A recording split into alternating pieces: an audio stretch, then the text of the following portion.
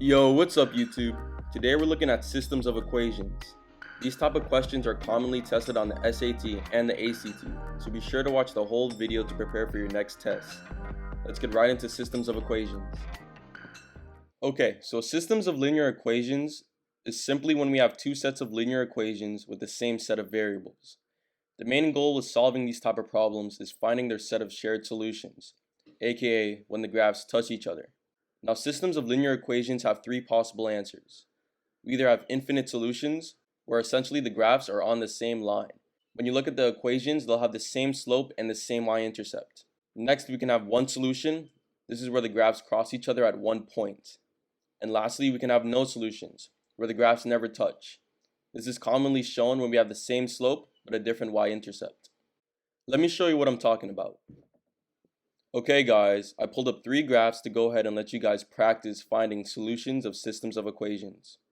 For each graph, I simply want you guys to go ahead and find the solution. Feel free to pause, and when you have your answer, resume to see if you got it correct. So starting at number 1, we see that we have two independent linear equations, or two independent lines. Because these lines only cross each other at one point, we know this must be the solution, because this is the only point where the graphs touch. This point is 1, -3. Checking our answer, and we got it correct. For number 2, we have the same line on top of each other. Because the lines touch each other at every single point, and they're literally the same line, this means we have infinite solutions. Because at every point on this line, there's a solution. Checking our answer, we got that right as well. This is the equation of our line, where all solutions are on this line. Lastly, we have two lines, but as you can see, they never touch. Because these lines never touch, we know that there's no solutions. Checking our answer, we got that right as well. Let's practice some more. Okay, now I want you guys to go ahead and identify the number of solutions each set of equations have. Feel free to pause, and once you get your answers, resume to see how I worked it out and to see if you got it correct. Let's start with this set. The first thing I see is that these equations are very similar. As you can see, we both have y on the outside and they're both equal to a similar slope, but here you can see there's a different y-intercept. Now if you remember, equations with the same slope but different y-intercepts have no solutions.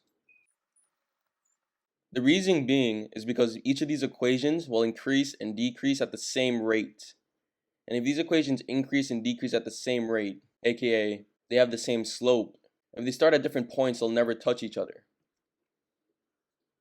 If I go ahead and sketch this out, if we have two lines of the same slope, but one starts at a lower y-intercept and one starts as a higher one, these lines will never touch. They'll just keep on increasing, meaning we have no solutions. Let's check our answer. As you can see, we got it correct. For these next set of equations, I notice that we have the same y, the same slope, and the same y-intercept. Essentially, these are the same line. And remember, when we have an equation of the same line, every point on both of these lines is a solution, meaning that we'll have infinite solutions for this set of equations. Checking our answer, we got that right as well. Lastly, we have an equation with a different slope, but the same y-intercept. Now, because we have different slopes, it means that one's going to be increasing faster and one's either going to be decreasing or increasing slower. However, because we have the same y-intercept, we know that they each have to cross the y-axis at the same point, meaning they each have to cross each other at one point. Both these graphs cross the y-axis at 1, meaning that no matter where the graphs go, whether it's like this, this, or this, they're all going to cross at one point, meaning we're going to have one solution. Checking our answer, we got that right as well. So we looked at how to solve systems of equations graphically, essentially where the graphs touch each other. We can also solve systems of equations algebraically, and there's two methods to do so. Either 1, we have elimination, or 2, we have substitution.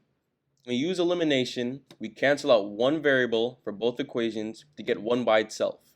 After we do this, we get one variable with the same coefficients for both equations, add the variables together, and solve for the other one left. Then we plug that value for one variable in one equation and solve for the other variable. This may seem complicated or that it has a lot of steps, but when I show you the practice problems, you'll see it's very intuitive and it's not actually that hard. The second method is substitution. Here we isolate one variable and then substitute it for one other variable in one of the other equations. After we do this, we get one variable by itself on one side of the equation and set what it is equal to, and set what it's equal to so that it can be substituted. Solve for the other variable, then plug that value for one variable in one equation and solve for the other variable. Essentially what we are doing in both of these set of solution methods, we're trying to get one variable by itself and trying to get one variable to either equal a number or to equal the other variable. By doing this, we can then substitute that variable for the other one and find both. Let me show you some examples. For these two systems of equations, I want you guys to go ahead and at least find the solutions for each one of them. Feel free to pause, and once you get your answers, feel free to resume to see how I worked it out. Make sure you guys use substitution for both of these sets of systems of equations. Okay, let's start off with these two sets. Negative 5x plus y is equal to negative 7. Negative 3x minus 2y is equal to negative 12. These are our two sets of equations. Now if I use substitution, I want to get one of these sets on one side of the equal sign to get it equal to the other variable. I'm going to use negative 5x plus y equals equal to negative 7 for this scenario. Writing it out, negative 5x plus y is equal to negative 7. Here I'm going to get y by itself. So I'm going to add 5x to both sides. Here I get y is equal to 5x minus 7. As you can see, here we have y equal to an x value, and this is what we want to do first. Now that we have y equal to an x value, we can take our second equation, plug in this value for y, and then solve for x. Doing so, we'll get a constant equal to x, which we can then go back and solve for this y. Let me show you what I'm talking about. So we write down the second equation, negative 3x minus 2y is equal to negative 12. And we plug in 5x minus 7 in for y. We have negative 3x minus 2 times 5x minus 7 equal to negative 12. Now we can solve for x. Doing so, we're going to use the distributive property to go ahead and distribute the 2 to both. Now we have negative 3x. Negative 2 times 5x is negative 10x. Negative 2 times negative 7 is 14. Is equal to negative 12. Adding common terms, we have negative 13x plus 14 is equal to negative 12. We subtract 14 from both sides. I'm going to bring this up here. We have negative 13x is equal to negative 26. And we divide by negative 13 on both sides. We get x is equal to 2. This is what I'm talking about, setting x equal to a constant. Now that we know exactly what x is equal to, we can plug this value into this equation up here and solve for y. Now plugging in x back into our first equation, we'll have negative 5 times 2 plus y is equal to negative 7. Negative 5 times 2 is negative 10 plus y is equal to negative 7. And if we add 10 on both sides, you get y is equal to 3.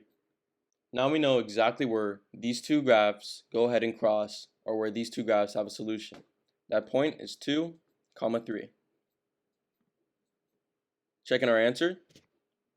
As you can see, we got it correct. Now let's do this set of systems of equations. Now the first step is to try and get x equal to some value on the right, or y equal to some value on the right. Because we already have x alone equal to some y, the first step's already done for us. Now we can plug in this x value into the other equation and solve for y. So we have 3, plugging in what x is, 1 minus 3y, minus 5y is equal to negative 11. Distributing this 3 to both variables, you have 3 minus 9y minus 5y is equal to negative 11. Adding our like terms, we have 3 minus 14y is equal to negative 11. Bringing this back up here. If we subtract 3 from both sides, let me write it down again. Subtracting 3 on both sides, we have negative 14y is equal to negative 14. If we divide by negative 14 on both sides, we get y is equal to positive 1. Now that we got y equal to a constant, we can go ahead and plug this constant into the second equation and solve for x. Doing so, we have x is equal to 1 minus 3, and remember y was equal to 1. So 1 minus 3 times 1. Then we get x, 1 minus 3, because 3 times 1 is itself. 1 minus 3 is equal to negative 2. So x is equal to negative 2. This is the point where both these two graphs go ahead and cross, and this is our set of solutions. Negative 2, comma 1. Checking our answer. As you can see, we also got that correct. Now let's practice using elimination. For these two sets of systems of equations, I want you guys to use elimination to solve and find the solutions. Feel free to pause, and once you have your answers, resume to see how I worked it out. Now when using elimination, we want to go ahead and try to eliminate one set of variables. To do this, we're going to have to go ahead and add. So we're going to want one set of variables to have the same coefficient and have that coefficient be the opposite. So when we add, they cancel. Luckily for us, 2y and negative 2y already fit this description, so we can go ahead and go on to the second step. Writing out our two equations again. We go ahead and add our two equations together. Negative 10x plus negative 3x is negative 13x. 2y plus negative 2y cancels. Negative 14 plus negative 12, that's negative 26. Now that our y's have canceled, we can go ahead and set x equal to a constant. Doing this, we can divide by negative 13 on both sides. We get x is equal to 2. Now that we have x is equal to 2, we go ahead and plug this 2 into another one of our equations to solve for y. This is similar to the substitution. So here, I'm going to plug in x equals 2 into this equation. So negative 3, x is equal to 2, minus 2y is equal to negative 12.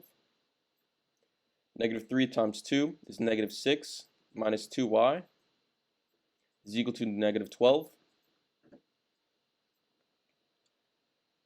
Adding 6 on both sides, we get negative 2y is equal to negative 6. And dividing by negative 2 on both sides, we get y. We put it up here so you guys can see. We get y is equal to 3. This is our solution for our two sets of equations, 2, 3. Checking our answer, we got it correct. Let's look at our next set of systems of equations. Here we have 3x plus 2y is equal to 5, and 6x plus 4y is equal to 10. Now before I go ahead and solve, there's something I want you guys to go ahead and notice. If I go ahead and use elimination, and I want to go ahead and let's say I want to get and cancel out the y's again, I would go ahead and multiply both just this equation by negative 2 so that we get a negative 4, and when we add, these y's cancel. This will give us negative 6x minus 4y is equal to negative 10. But if you see and if you notice, if we add this out, our whole equation just cancels itself out, and we're left with 0. What's happening is that both these equations are the same equation, and that essentially these equations are the same line. So this occurs when we have infinite solutions. And this is commonly tested on the SAT. A lot of the times they'll give you two sets of equations, and they'll say, how many solutions does the equation have? Or what value of y will give you infinite solutions? So it's very important that you go ahead and realize these patterns. I know that since this is essentially a factor of this equation, these are essentially the same equation, and that we have infinite solutions. If we go ahead and check, we got that correct. Lastly, I want to share with you guys some tips and tricks I've used on the SAT and when I was learning systems of equations to go ahead and get through those questions quite fast. The first tip is if you can identify if an equation has no solutions, if when x and y of both equations match, but we have different constants. So essentially, if the equation or if the question is asking how many solutions does this set of systems of equations have? If our x value, essentially the coefficient in front of our x and the coefficient in front of our y, equal, but we have different constants, we know that we have no solutions. This is very helpful if you don't want to go ahead and solve and you just want to go ahead and look at the equations and find these patterns. My next tip is that systems of equations are perpendicular to each other when they have opposite reciprocal slopes. So let's say you have a line y is equal to 2x, for example, and we have a line y is equal to negative a half x.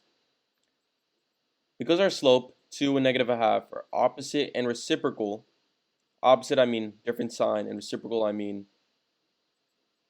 1/2. If you put 2 in the numerator and 1 in the denominator, you get 2 over 1 or 2. Because our slopes have this relationship, the lines are going to be perfectly perpendicular to one another. And my last tip is that in multiple choice problems, you can plug in values of x and y into equations, and if we get the same value, that's your answer.